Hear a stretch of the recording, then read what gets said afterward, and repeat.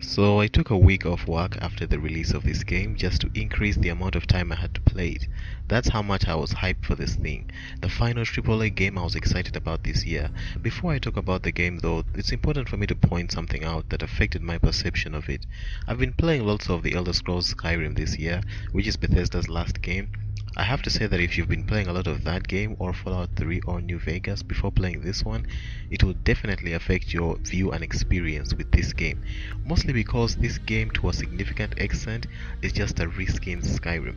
The animations, the loading screens, the way guards speak to and look at your player character, for someone like me who's just come off a Skyrim run, it's really distracting. Now of course this is both a criticism and compliment, as the fact that I'm still playing Skyrim 3 years later should imply. Anyway, that's enough of comparing games. We're here to talk about Fallout 4, so let's get to it.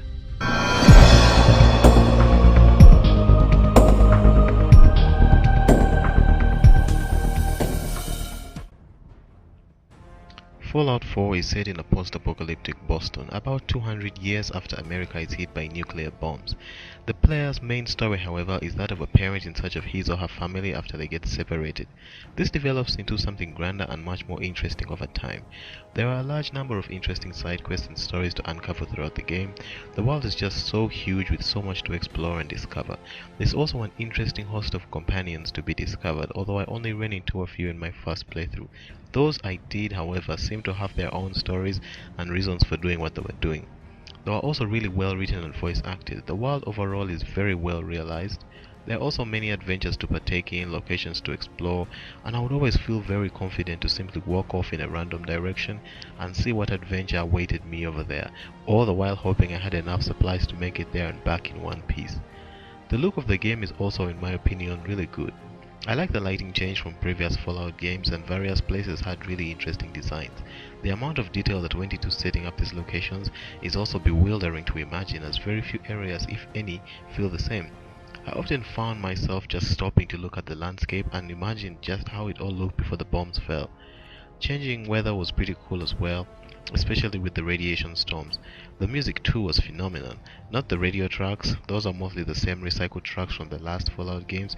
I mean the ambient music that plays during exploration, fighting, and of course the infinitely awesome theme song. This all helped lend to the mood and setting of the world. It's pretty cool each time you do something in game that gets the theme song to play.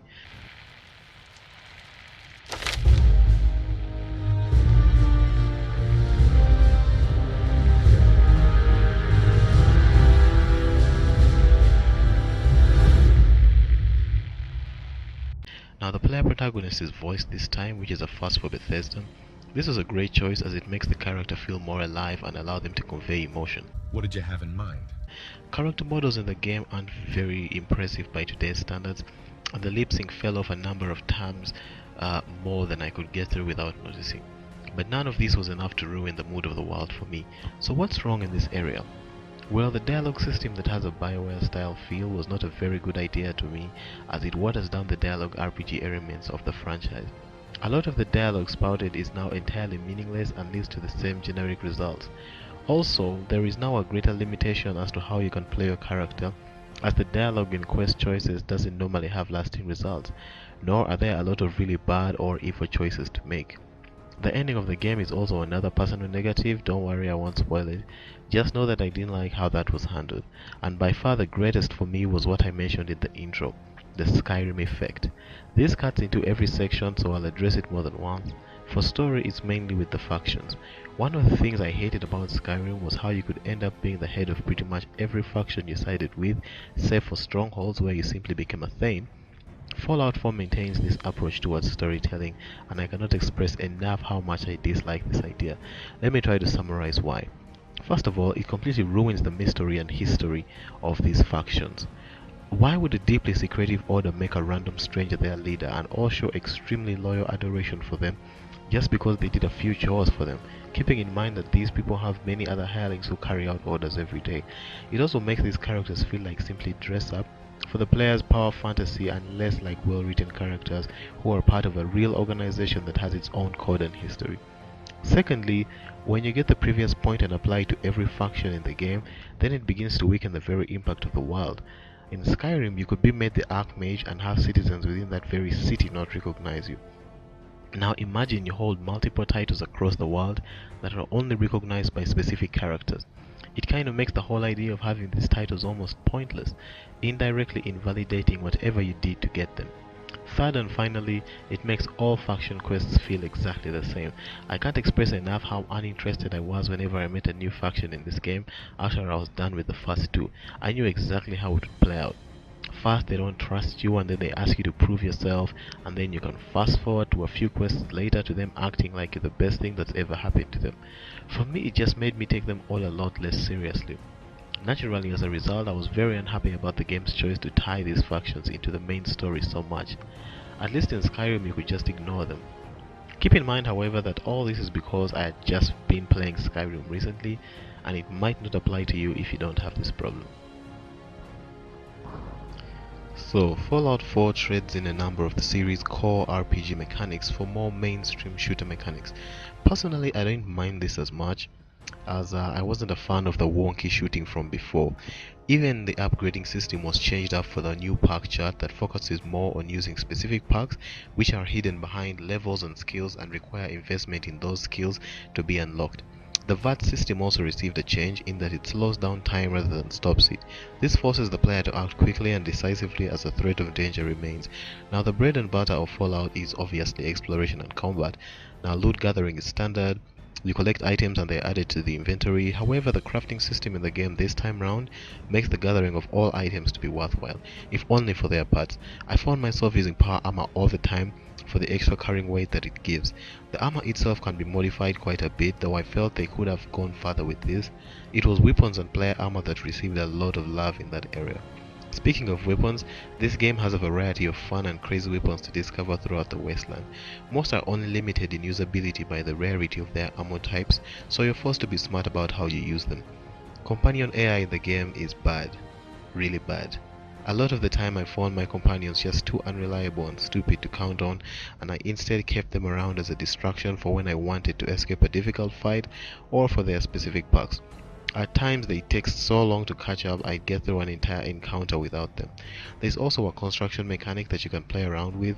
I largely ignored it as many of the cooler options are locked behind specific perks that I wasn't willing to waste my precious skill points to acquire, so I'm not the best person to speak about that one. On the technical side, the game had a few glitches, mostly due to the grand scale of the game I believe. Enemy AI was pretty dumb in some cases too, but overall the game played fine. I didn't experience any crashes, and personally I ran into just two big glitches. One forced my character to keep running while I couldn't open any menus, and the other caused a random explosion. That one was pretty hilarious, so I didn't mind it. So let's dive into some problems. I've already mentioned the small bugs. The worst offender to me was one that caused the next gun to delay to load up. This forced me to take crazy damage before the next gun was ready to use. Many times the gun loaded up with no ammo and I was screwed. It's time to bring up that Skyrim effect again, I think. Personally, I think it's time Bethesda let this engine go. If for nothing else, just to get rid of the combat mechanics. Cover feels more pointless than ever since many enemies will ignore it and just charge your position anyway, plus many enemies will employ these jerky motions in combat that are really disorienting. The issue here is that I felt like rather than being engaged in an engrossing fight with lasers, bullets, bombs, in a ruin, I felt like I was just trying to exploit the game environment to find a shooting spot that didn't have me too open or surrounded, while waiting for enemies to quit jacking around so I could line up a shot.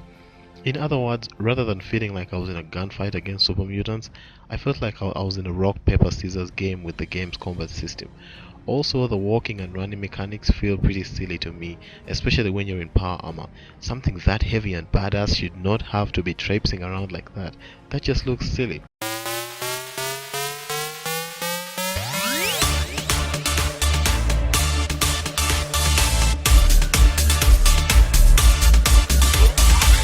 So, the pros and cons section of the game. To me, what the game gets right is its story, its world, its characters.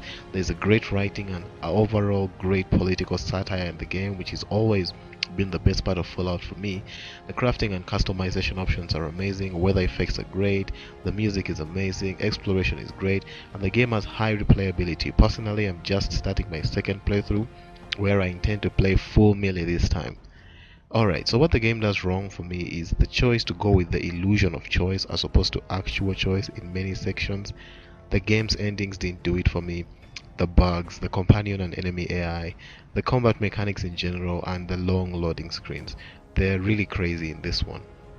So my final thoughts on Fallout 4.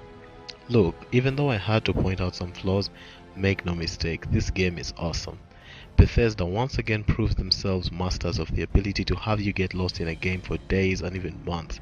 I wholeheartedly recommend this game to every gamer except maybe those with absolutely no interest in open worlds or RPGs. It's just a shame that the game carries over a number of flaws from its successors, or rather predecessors, but just like Skyrim before it, this is a game I'm very confident I'll be playing for years to come.